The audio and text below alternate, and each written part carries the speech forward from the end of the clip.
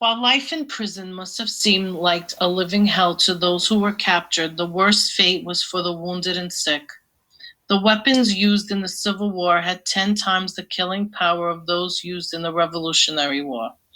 Flesh were ripped, eyes were punctured by flying pieces of metal. Cannon shells severed arms and legs with ease. And because metal helmets were not yet worn, head injuries were very common. Unfortunately, the doctor's ability to treat these wounds or simply to lessen the pain was primitive at best. The science of doctoring was still in its infancy when the Civil War started. Morphine and chloroform were used to ease pain, and when these ran short, whiskey and bourbon had to do. Iron pokers were heated until they were white hot and then applied directly to wounds to stop the bleeding. As if a wound to an arm and a leg seemed too severe or became infected, the usual course of action was to cut off the limb. After one battle, Alicia Stockwell came up this scene. We moved on to the east side of town where they were fetching the wounded. They were laying them in rows with just room to walk between. They had tents for those that were the worst off, and they were amputating arms and legs. There was a washout back of one of the tents that had a wagon load of arms and legs. The legs had the shoes and stockings on them.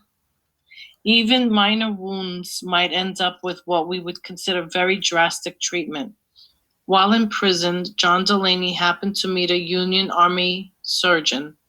He was a very fine-looking man and has his hand in a sling, for yesterday, when operating upon a gangrened wound, the knife with which he was operating cut his finger slightly, and fearing infection, he was very sensible to have his own finger immediately amputated.